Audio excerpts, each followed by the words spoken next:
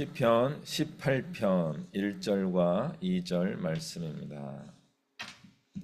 시편 18편 1절과 2절 말씀 우리 함께 보도록 하겠습니다.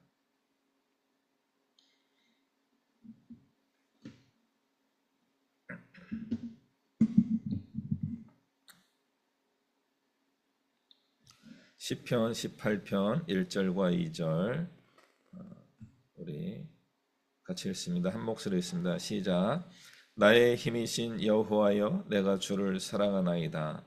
여호와는 나의 반석이시요 나의 요새이시요 나를 건지시는 이시요 나의 하나님이시요 내가 그 안에 피할 나의 바위시요 나의 방패시요 나의 구원의 뿌리시요 나의 산성이시로다. 아멘.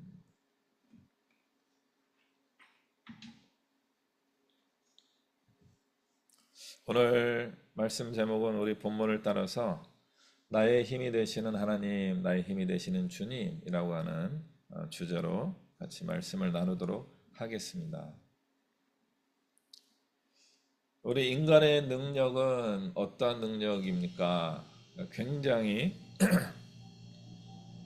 오랫동안 우리 인간에 대한 긍정적이고 낙관적인 견해에 의하면은 우리는 꽤 훌륭한, 꽤 능력이 있는 그런 생물종 그렇게 이야기되어 왔습니다. 그래서 만물의 영장이다 이런 표현을 하기도 하고요. 진화론적 관점에서 보면 어쩌면 우리는 진화의 정점에 이른 존재일 수도 있다 그런 생각을 하게 만들기도 하는 그런 가르침들, 그런 신념들이 있었습니다. 지난 100년의 역사 100년이 넘죠. 한 200년의 역사를 보게 되면요. 19세기, 19세기라고 하는 거는 전 세계적으로 굉장히 의미 있는 시대입니다. 전 세계가 하나가 되기 시작하는 그런 때였습니다. 그러니까 기술과학의 등장이죠. 뭐 산업혁명이라든지 그 다음에 제대로 된 민주주의가 이제 시작되는 그런 시기가 19세기였다라고 볼 수 있습니다.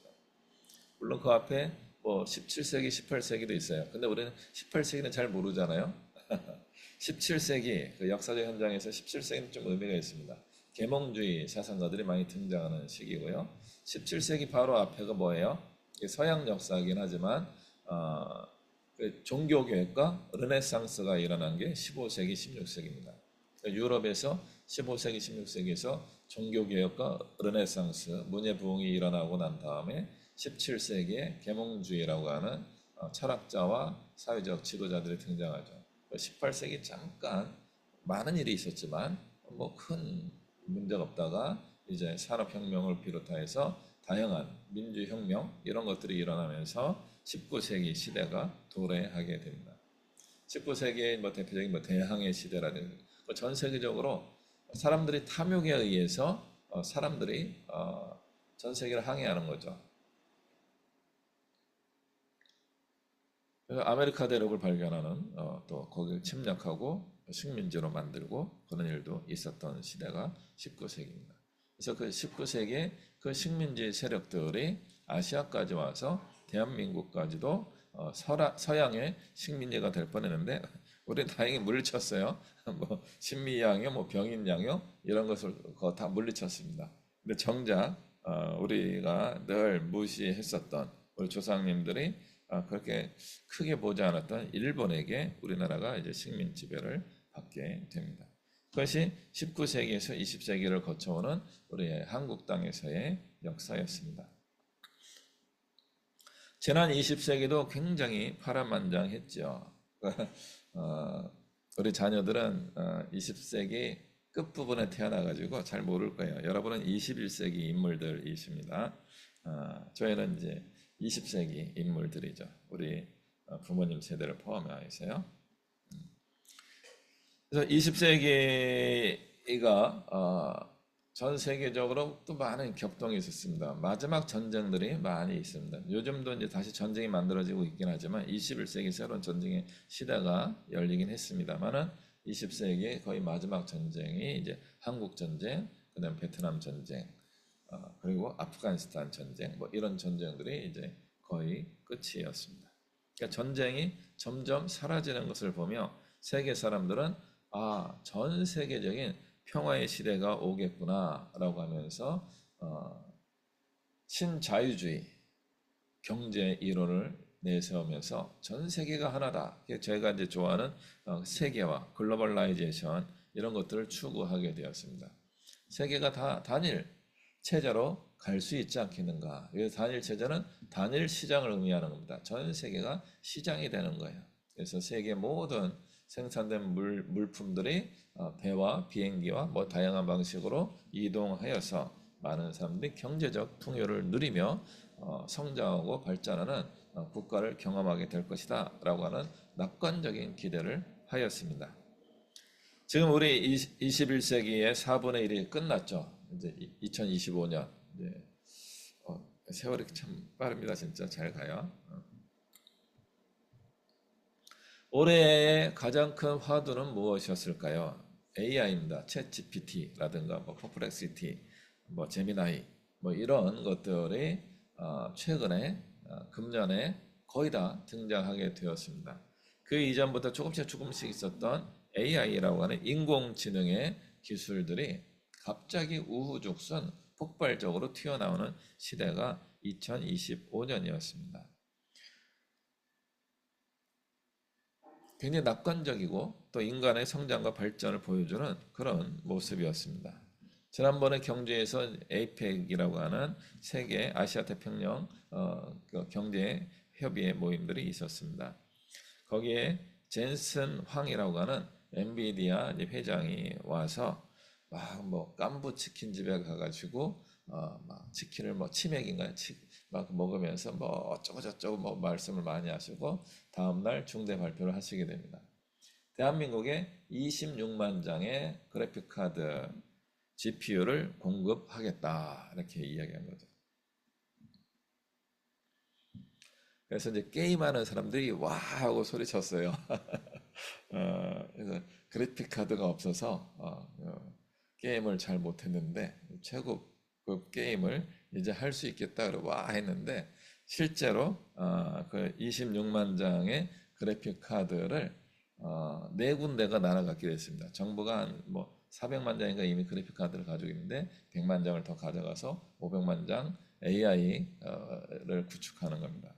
그리고 뭐 어디죠? 뭐 삼성, SK, 현대인가요? 이렇게 나머지 이제 세 개 기업이 500만 장씩 가져가 가지고 AI를 구축한다라고 하는 거예요. 그래서 사람들이 에이 한 거죠. 그 비용이 약 14조 원 규모라고 합니다. 우리 개인하고 상관없는 일들이 마구마구 진행이 되고 있습니다. 개인이 그래픽 카드를 살 수가 없는 거예요. 그 그래픽 카드가 한 장에 뭐 100만 원도 넘고요. 200만 원, 300만 원짜리도 있고요. 그 이상의 값어치가 되는 그래픽 카드들이 많이 있다고 합니다. 그 돈을 내고라도 살려고 하는 개인들이 있었지만 개인에게 그것을 주지 않습니다. 왜냐하면 AI를 만들 때 그래픽 카드 하나를 만드는 것보다 500만 장이라는 그래픽 카드를 한 번에 일시에 작동하게 될 때 가장 좋은 성능을 낼 수 있기 때문에 그렇습니다. 뭐 한두 개 빠져도 괜찮긴 하겠지만 더 많이 있는 그래픽 카드가 병렬 처리라고 하는데 그것들이 많아지면 많아질수록 인공지능의 뭐 실력이라 그럴까요? 그 기술이 굉장히 발전하게 되어 있습니다. 그래서 우리는 이런 변화 속에서 우리 실생활에 정말 상관이 없는 그런 거대한 일들이 진행되는 것을 보면서 야, 나랑 무슨 상관이 있냐? 아까 얘기한 그 게임을 좋아하는 분들에게 억울하다. 뭐 그런 개인과 상관없이 진행되는 듯한 거래들이 이루어지고 있습니다. 그러나 실제로는요, 이 그래픽 카드를 통해서 AI가 최소한 네 군데가 제대로 작동하게 되는 순간 대한민국은 굉장히 놀라운 변화를 이루게 된다고 합니다.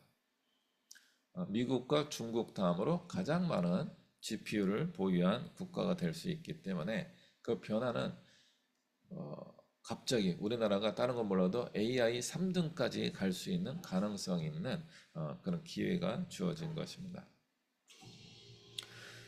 그래서 점점 우리는 개인의 능력이 무의미해지는 게 아닌가 하는 생각을 하기 시작하였습니다. AI가 등장하면서 대두되는 위기의식이 무엇인가 하면 AI가 많은 인간 노동력을 대체하게 될 것이다 라고 하는 위기감입니다. 그래서 상당히 많은 부분 인간의 노동력을 대체하고 있기도 합니다. 그런데 굉장히 특이한 부분을 제가 고민하고 있는 겁니다. 그러니까 저는 굉장히 이상적이거든요. 어릴 때부터 SF 영화 같은 걸 많이 봐가지고 그 유명한 게 굉장히 많이 있습니다. 그런 이제 터미네이터라든지 그다음에 매트릭스라든지 이런 걸 보면은 기계 세계가 이제 존재하게 도래하게 됩니다. 그럼 인간이 전혀 필요 없는 그런 시대가 올 것 같은 그런 상태에서도 매트릭스에서도 그 기계들이 인간을 필요로 하고 있습니다. 그 영화를 보신 분은 잘 기억이 나시는지 모르겠습니다. 그 인간을 전기 에너지를 생산하는 공장의 그 배터리처럼 사용하게 됩니다. 그래서 인간이 계속 살아 있어야 되기 때문에 그 특수한 방법으로 인간에게 판타지를 만들어준 게 매트릭스 세계인 거죠. 그 매트릭스 세계 안에 살면서 인간은 자기가 살아있다고 생각하고 계속 생존하게 될 때 어떤 캡슐에 들어있는 그런 상태에서 계속 전기 에너지를 만들어내게 되고 그 전기 에너지로 기계 사회가 움직이게 된다. 그게 이제 매트릭스의 구조인 것입니다. 기계들도 인간이 필요하다는 거예요. 굉장히 재미있는 발상이죠. 우리나라 기업들이 자꾸 돈을 벌어서 AI를 만들고 기계화를 하고 있음에도 불구하고 인간이 필요한 거죠. 왜요? 자기네가 만들어낸 갤럭시와 아이폰을 구매해주는 사람이 있어야지만 기업이 존속할 수 있기 때문에 그렇습니다. 자꾸 기계화가 발전하면 발전할수록 인간 소외, 인간을 무시하는 일이 동시에 이루어지고 있음에도 불구하고 그런 상황에서도 그런 기업들이 또는 국가가 인간들을, 우리 같은 인간들, 개인들, 정말 무가치하고 무의미해 보이는 인간들을 계속 살려두는 거예요. 왜요? 국가는 뭐예요? 세금을 거둬야 되니까. 너무 극단적으로 얘기해서 죄송해요. 국가는 세금을 거둬야 되고요. 기업은 물건을 판매해야 되기 때문에 소비자가 필요한 겁니다. 그래서 이쪽이든 저쪽이든 우리 인간이 필요한 거죠. 그리고 그 인간들이 돈을 가질 수 있도록 고용을 해줘야 되는 거죠. 소비를 할 수 있도록. 그 고용하는 사람들이 또 돈을 쓸 수 있도록 음식점이라든가 판매점이 만들어져야 되는 겁니다. 그럼 판매점이 만들어지게 되면 그것도 일하는 3차 산업의 노동력이 또 필요하게 되는 거죠. 그러면서 인간의 노동의 가치를 계속 낮추고 있습니다. 가장 나쁜 말 중에 하나가 사람 쓰는 게 가장 싸다 이런 표현이에요. 인간이 가장 싸다. 기계화하는 것도 하면은 나중에 효율성은 올라가겠지만 당장은 안 하는 거예요. 왜요? 당장은 저가의 노동력이 많이 있기 때문에 인간을 가져다가 쓰면 되는 겁니다. 이것이 우리 사회가 가지고 있는 인간에 대한 낙관적인 관점의 모순인 것입니다. 과연 우리 인간은 능력을 가지고 있습니까? 우리는 이런 과학기술 사회에 기여하는 바가 있습니까? 우리는 대한민국의 민주주의 체제를 지탱하고 발전시키기 위하여 기여하는 바가 있습니까? 전혀 없는데도 그것을 누리며 살아가고 있다면 이상한 것 아닙니까? 점점 우리가 우리의 능력을 발휘하지 못하면 못할수록 우리는 퇴보하게 되어 있습니다. 우리 인간의 능력은 계속 약해지고 소수의 기득권과 소수의 어떤 큰 능력을 가지고 있는 그룹에서 우리의 대다수의 인간 개인들을 지배하는 구조가 만들어지게 됩니다. 기득권은요, 우리 인류를 계속 지배하는 방식을 사용하게 될 겁니다. 어느 날 인간이 필요 없는 단계가 올까요? 저는 그렇게 되지는 않는다고 봅니다. 왜냐면 생각보다 지구가 굉장히 넓고요. 대한민국만 하더라도 이 유지하기 위한 대한민국만 기계화된다고 대한민국이 뭐 AI 그 천국이 될 수 있겠어요? 그렇게 못 되죠. 지구 60억 인구의 어떤 통제 방식이 필요합니다. 그래서 그런 통제 방식을 우리는 인정할 것인가, 아니면 거절할 것인가, 이런 극단적인 상태에 늘 직면하게 됩니다. 그래서 어제 제가 아는 분이 서울에 갑자기 올라오셨어요. 오늘 저보고 이제 점심을 같이 먹자고 연락이 왔어요. 그분이 왜 왔을까요? 저나 여러분은 전혀 몰랐죠. 어제 노동자 대회가 있었던 거예요. 노동운동하는 분들이 정부에 대하여 강력한 압박을 주기 위한 그런 집회가 있었습니다. 이렇게 뭉치는 사람들이 힘을 발휘하기 시작합니다. 개인들이 뭉치려면요 쉽지 않습니다. 우리의 가정도 소수의 집단인데 우리가 집단이 잘 유지 관리 발전이 됩니까? 한편으로는 그런 면도 있고 가정도 쉽지 않습니다. 10명 이내의 사람들이 모여있는 가정과 또 사업장에서도 참 그 조직을 유지하고 발전시키는 게 만만치 않습니다. 이런 인간 통제의 이야기들은 현대에 일어난 그런 일들만은 아닙니다. 이것은 이미 고대 사회로부터 계속 현대까지 이어져 오는 인간관계입니다. 고대 사회에서도 현대의 기득권이 산업기득권, 정치기득권 이런 분들이 가지고 우리 사회를 컨트롤하려고 하는 의식적, 무의식적 활동과 똑같은 일들이 있었습니다. 옛날에는 좀 더 직접적이었죠. 힘센 사람들이 다 힘으로 제압해가지고 지역의 부족장이 되는 거죠. 그리고 부족장이 이제 체제를 만들어서 그 안에 질서를 유지하게 됩니다. 그러다 부족과 부족 간에 갈등이 생겨서 또 전쟁을 하게 되면 이제 한 부족이 다른 부족을 지배하게 되고 지배와 피지배의 구조가 형성됩니다. 그게 더 커지면 국가고 국가와 국가 간의 전쟁이 일어나면서 고대 사회에서도 이미 식민 지배가 일어나게 됩니다. 성경에서 나오는 것처럼 바벨론이 이스라엘을 침략하여서 식민 지배를 하는 것을 보게 됩니다. 아시리아, 바벨론, 페르시아, 그리스 이런 나라들이 지중해 주변 국가의 패권 전쟁을 하는 역사가 몇천 년간 이어져 왔습니다. 그런 통치 방식이 고대에도 있었습니다. 그것이 우리 인간의 어떤 정신의 기본적인 현상인 것 같습니다. 좋은 것은 아니지만 사람들이 그렇게 힘으로써 세상을 지배하려고 하는 일들이 늘 있었습니다.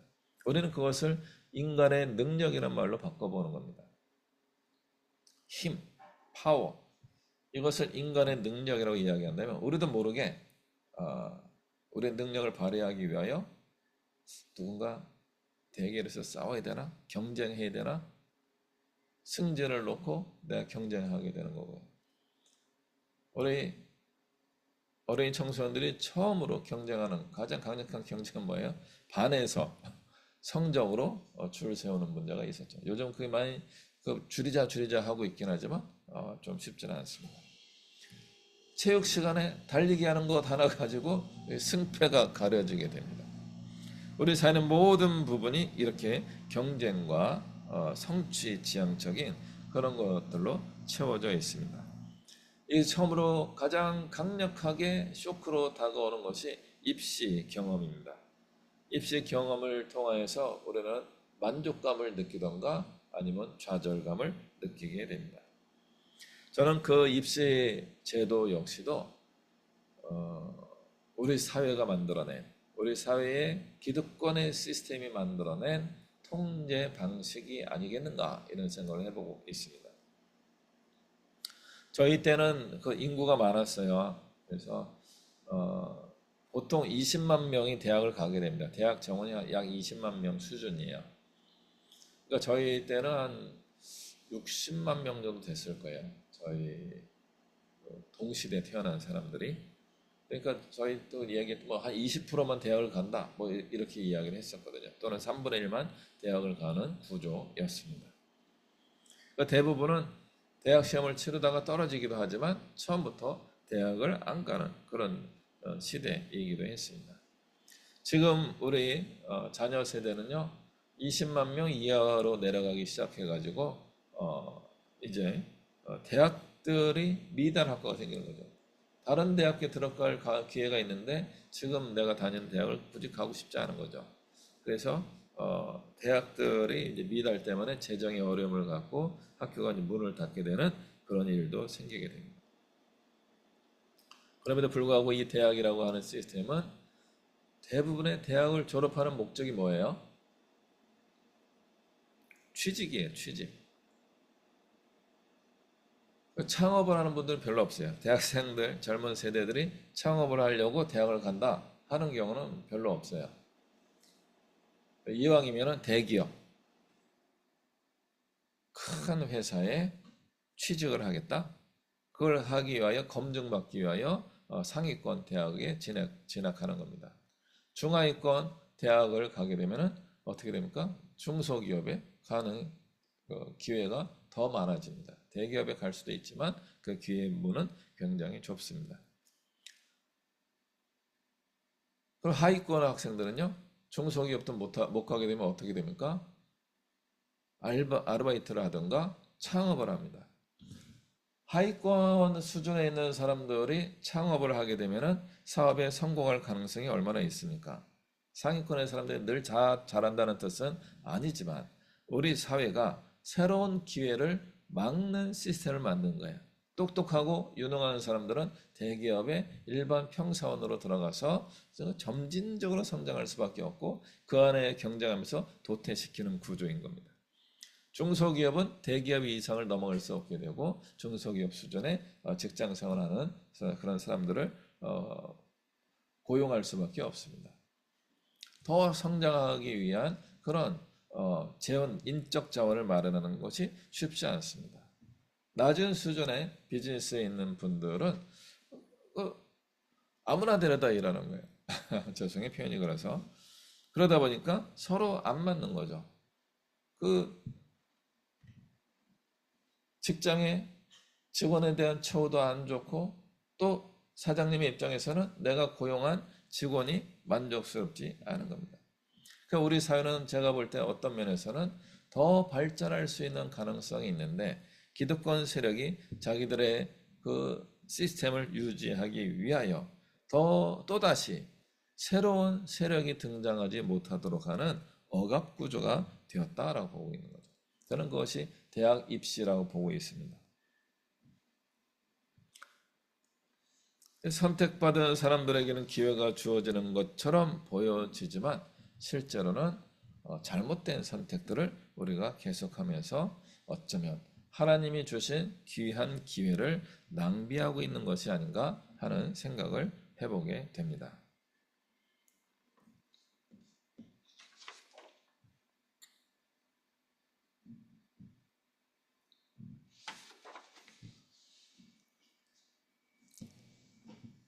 그래서 제가 고민하면서 기도하면서 오랫동안 묵상하면서 깨달은 것이 있습니다. 하나님께서 변화의 시기에 하나님께서는 다수를 위하여 일하십니다. 다수를 위하여 한두 사람을 선택하신다는 것을 발견하게 되었습니다. 그 한두 사람이 부르심을 받을 때 아주 요란합니다. 그러니까 우리가 이제 알고 있는 대표적인 인물 두 분을 이야기하겠습니다. 모세와 다윗입니다. 이집트의 노예로 400년간 살아온 그 이스라엘 민족을 하나님이 구원하고 싶으셨어요. 그런데 이들도 하나님에 대하여 잊어버렸고 그 다음에 이집트의 노예 정책 이것들이 아주 잘 작동하였기 때문에 이 이스라엘 사람들이 노예 근성에서 벗어날 수가 없었던 겁니다. 그래서 한 사람을 딱 뽑은 거죠. 그게 모세예요. 물에서 건져낸 아이.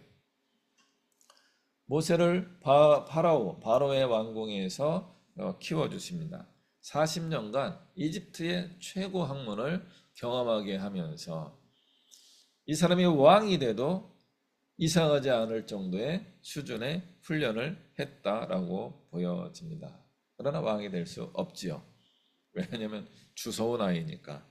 그래서 자기의 출신의 한계, 나는 이집트의 왕자인 줄 알고 살아왔지만 생각해 보니까 나는 이집트 사람이 아니었구나. 왕실의 공주의 아들로서 살아왔지만 나는 왕이 될 기회가 전혀 없구나. 그러면 나는 어떻게 할까? 왕이 되고 싶다. 모세는 왕이 되고 싶은 마음이 분명히 있었습니다. 그래서 이집트 사람이 이스라엘 노예를 괴롭히는 걸 보며 갑자기 민족주의 또는 리더십 발휘되었는지 그 이집트 사람을 살해하게 됩니다. 그러다가 이스라엘 사람들끼리 다투고 있는 걸 보면서 잘못한 사람에게 자네가 좀 잘못한 것 같은데 이렇게 이야기했더니 그 사람이 대뜸 얘기하는 거죠. 네가 우리의 왕이냐? 야, 지난번에 이집트 사람을 죽이더니 나도 죽이려고 하느냐? 하면서 아주 소리를 치는 거죠. 동족으로부터 무시를 당한 겁니다. 그래서 40년간 광야에 도망가서 양치는 사람으로 인생을 살게 됩니다. 궁전의 40년의 경험이 무너져서 40년간 일상의 평범한 양치는 목자의 인생에 적응이 되었습니다. 그렇게 40년의 인생에 익숙해진 그 사람에게 하나님께서 찾아오셔가지고 이스라엘 민족의 지도자가 되어라 부르시는 겁니다. 옛날에 내가 하려고 할 때 도와주셨어야지. 이제는 다 포기하고 안 하겠다고 40년을 살았는데 이제 와서 하라고 하시는 하나님 좀 이상하지 않나요? 그런 마음이 드는 거죠. 다윗의 경우도 굉장히 특이합니다. 이새의 아들입니다. 이새의 집안이 그렇게 멋진 집안이 아니에요. 지금은 다윗 때문에 이새의 집안을 높여주고 있지만 이새의 집안이 그렇게 훌륭한 집안이 아닙니다. 증조 할머니로 가게 되면요, 그게 룻기예요. 룻입니다. 룻 할머니. 이 룻과 보아스의 결혼은 아주 성경에 기록되었으니까 아주 참 칭송받을 만한 것처럼 보여지고 있지만 그 당시의 사회적 관점에 보면요, 모압 지역에서 온 여인이 할아버지 뻘 되는 보아스에게 잘 보여가지고 그 집에 첩으로 들어간 거예요. 부인의 자격을 얻었지만 뭐 사람들 보기에는 뭐 이런 느낌인 거죠. 그런데 그 보아스와 우룻의 후손으로서 이새가 등장하고 다윗이 그 집에 태어난 겁니다. 8명의 아들들 중에서 이새는요, 다윗이 안중에도 없는 거예요. 늘 빼고 생각하는 아들이었습니다. 평범하거나 평범함 이하였던 사람이었습니다. 그런데 그런 사람들을 하나님이 선택하십니다. 사회적으로 볼품없고 또 자포자기하고 인생을 이미 다르게 다 살았기 때문에 기회가 이제는 없다라고 생각하는 모세와 다윗에게, 모세는 80세고요. 다윗은 10몇 살입니다. 한 17 정도 됐습니다. 그러니까 극단이죠. 너무 어린 친구를 하나님 부르시기도 했고 너무 늙은 사람을 부르시는 겁니다. 하나님이 주시는 기회는 나이와 상관이 없기 때문에 그렇습니다. 하나님께서는 각각 이 두 사람을 통하여서 개인의 변화를 훈련시키십니다. 모세의 개인의 변화가 일어나게 되고요. 다윗의 개인의 변화가 일어나게 됩니다. 그 변화가 아주 잘 이루어지고 속도감 있게 완성되지 않습니다. 나중에 리더십을 계속 발휘하면서도 모세도 실수하고 다윗도 큰 잘못을 범하곤 하였습니다. 그러나 개인이 조금씩 성장하면서 사람들이 따르기 시작합니다. 조직을 이루고 더 크게 집단을 이루게 되고 나중에 국가 단위까지 성장하게 되고 더 나아가서 어떻게 됩니까? 국제적인 활동까지 하는 겁니다. 출애굽은요, 국가를 형성하는 것은 아니지만 국제적인 관계가 맺어지는 것이었습니다. 첫 번째는 이집트와 이스라엘 민족 간의 어떤 갈등을 극복하면서 탈출하는 이야기고요. 그 다음에 가나안 땅을 향해 갈 때 모압과 암몬 이런 나라들과 전쟁도 치르면서 모세의 인도함을 받아 마지막에 여호수아의 리더십으로 요단강을 건너 가나안 땅에 들어가게 됩니다. 이 개인이 이렇게 국제적인 사람이 될 줄 누가 알았습니까? 우리의 개인은요, 앞으로도 성장할 가능성이 굉장히 많이 있는 사람들입니다. 그러나 지금 우리는요, 사회의 시스템과 체제와 사회가 원하는 방식에 의하여서 혹은 내가 꿈꾸고 있는 소망과 나의 어떤 가고 싶어하는 나의 욕구 충족 때문에 우리는 굉장히 낮은 수준의 개인에 머물러 있을 수 있습니다. 그래서 오늘 이 부분에서는 고민하는 거죠. 우리는 계속 인간적인 노력을 더 해야 하는 것인가? 아니면 하나님의 은혜를 구하는 기도를 해야 할 것인가?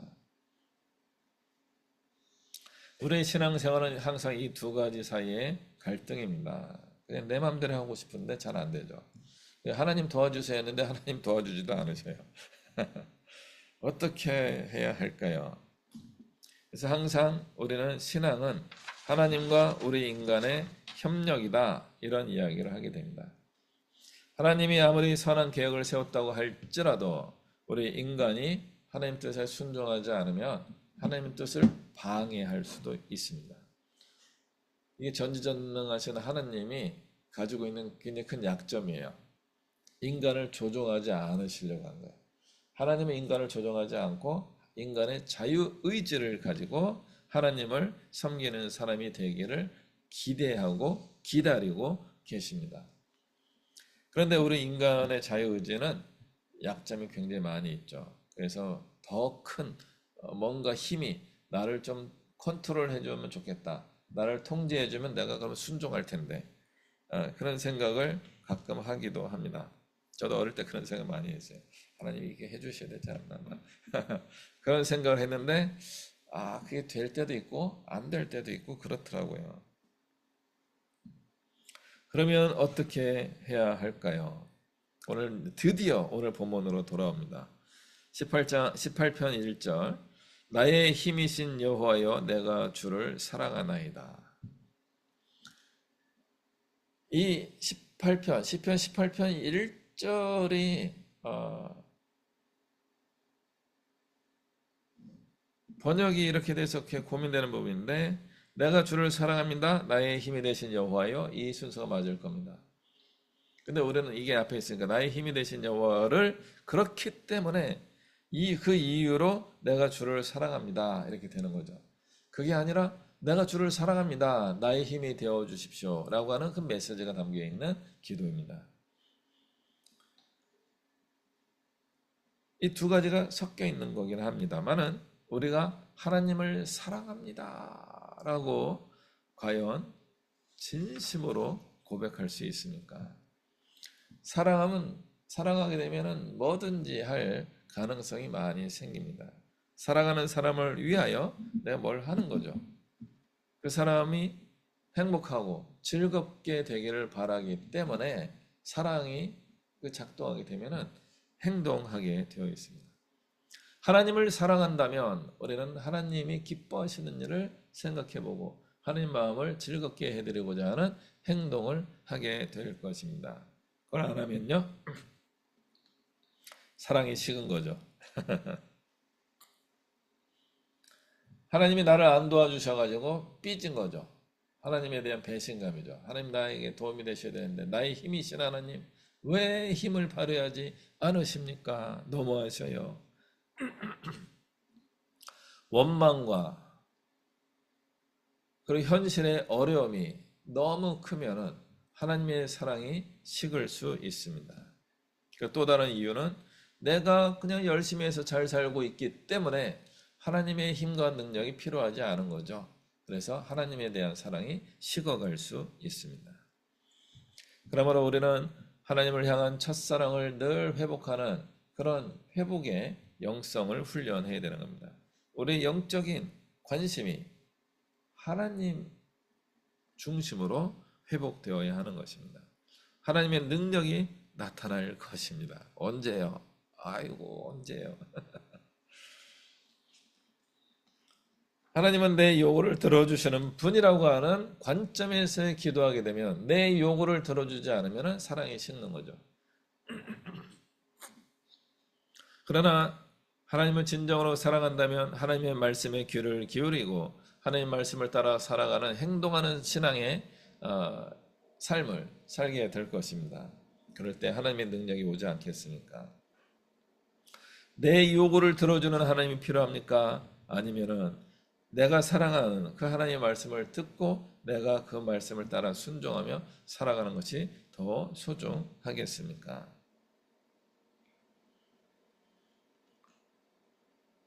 하나님에 대한 사랑이 식었기 때문에 2절 말씀이 이루어지지 않은 것이 아닌가 하는 생각을 해봅니다. 여호와는 나의 반석이시요 나의 요새시요 나를 건지시는 이시요 나의 하나님이시요 내가 그 안에 피할 나의 바위이시요 나의 방패시요 나의 구원의 뿌리시요 나의 산성이시로다.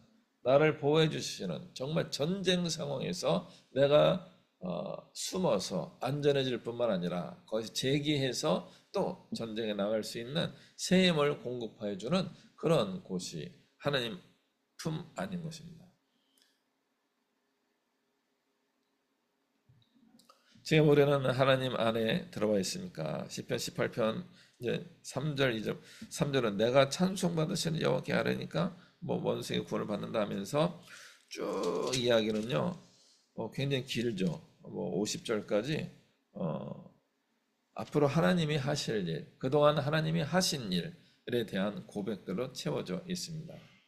나의 힘이신 하나님이 우리의 인생에 이렇게 하셨고 앞으로도 이렇게 하실 줄로 믿습니다라고 하는 믿음과 고백과 소망이 담겨 있는 내용으로 채워져 있습니다.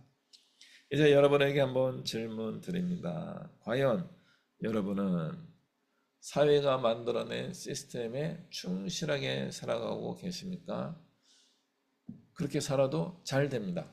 정말 사회적인 시스템을 그대로 따라서 열심히 시스템에 맞춰 살아가게 되면 하나님이 복을 주십니다.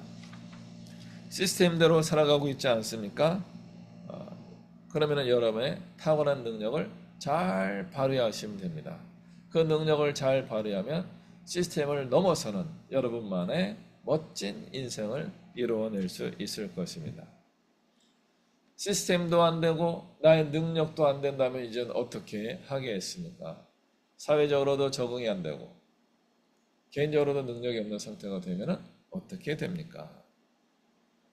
하나님의 부르심의 소명, 콜링을 확인해야 하는 것입니다. 제일 편한 거는요, 시스템을 따라가는 거예요. 사회적 시스템. 공부 열심히 해가지고 대기업 들어가서 월급 빵빵 받으며 살아가는 겁니다. 또는 공부를 많이 해서 석박사 학위를 잘 받아서 가르치는 일을 잘 하시는 시스템적으로 잘 성공하는 것도 좋습니다.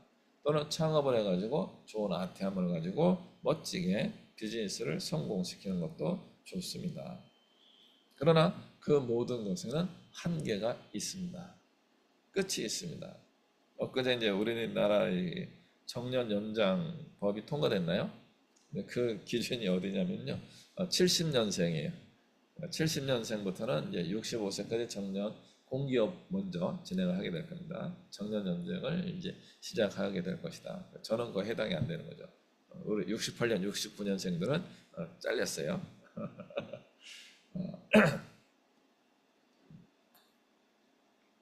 그럼 우리는 무엇을 바라야 됩니까? 하나님의 능력을 소망해야 됩니다. 하나님의 능력이 나의 힘이 될 수 있습니다. 나의 힘이 되신 여호와여, 우리의 힘과 능력의 원천이 되시는 우리 하나님이 우리에게 지금 말씀하고 계십니다. 나를 사랑하느냐? Do you love me? 나를 사랑하느냐? 내가 너에게 나의 능력을 베풀어도 되겠니? 물으십니다. 하나님이 나에게 그 힘을 쓰고 싶어 하시는데 하나를 원하고 계시는 거죠. 하나. 사랑입니다. 내가 주를 사랑합니다. 이것은 요한복음 22장인가요? 거기서 베드로에게 요구하셨던 것과 똑같은 모습입니다. 예수님이 나름대로 회복을 노력했지만 잘 안 되네 했던 베드로를 찾아가서 아주 굳이 3번이나 내가 주님을 사랑하는 줄 주님이 아십니다 했더니 그래 시몬아, 시몬의 아들, 요한의 아들 시몬아, 정말 나를 사랑하느냐? 사랑하는 줄 아신다니까. 내가 주님을 사랑합니다. 이렇게 말을 못하고 내가 주님을 사랑하는 걸 주님이 아십니다. 주님은 좀 더 강한 걸 원하시는 거죠. I know. 나는 네가 나를 사랑하는 걸 알아. 근데 정말 사랑하니? 무엇일까요? 행동하는 신앙을 원하십니다. 예수님을 사랑한다면 그 사랑을 행동으로 이어가는 제자가 되면 좋겠다라는 거죠. 그래서 네가 젊어서는 네 마음대로 띠를 뜨고 다닐 수 있지만 나이가 들면 남들이 너에게 띠를 띄우고 너를 데리고 갈 것이다. 이런 말씀을 준 거예요. 젊어서는 정말 하나님의 사랑을 가지고 힘을 다하여 사명을 감당하다가 나중에 주님의 영광을 위하여 순교하는 자리까지도 가게 될 것이다. 그런데도 너는 나를 사랑하겠니? 예수님이 원하시는 이 말씀이 우리 마음을 울릴 수 있게 되기를 원합니다. 주님은 우리가 주님을 사랑하기를 원하십니다. 그리고 주의 말씀에 귀를 기울이고 주의 음성에 순종하는 하나님의 사람들이 되기를 원하십니다. 그런 사람에게 하나님의 능력, 하나님의 힘이 넘치게 되고 그 힘과 능력이 나의 힘과 능력이 되는 줄 믿습니다. 기도하시겠습니다. 사랑과 은혜가 충만하신 하나님 아버지, 우리가 주님을 사랑합니다. 주님의 능력이 나의 능력이 되게 하여 주시고 하나님이 기뻐하시는 일들을 이루며 살아갈 수 있게 하여 주옵소서. 예수 그리스도의 이름으로 기도합니다. 아멘.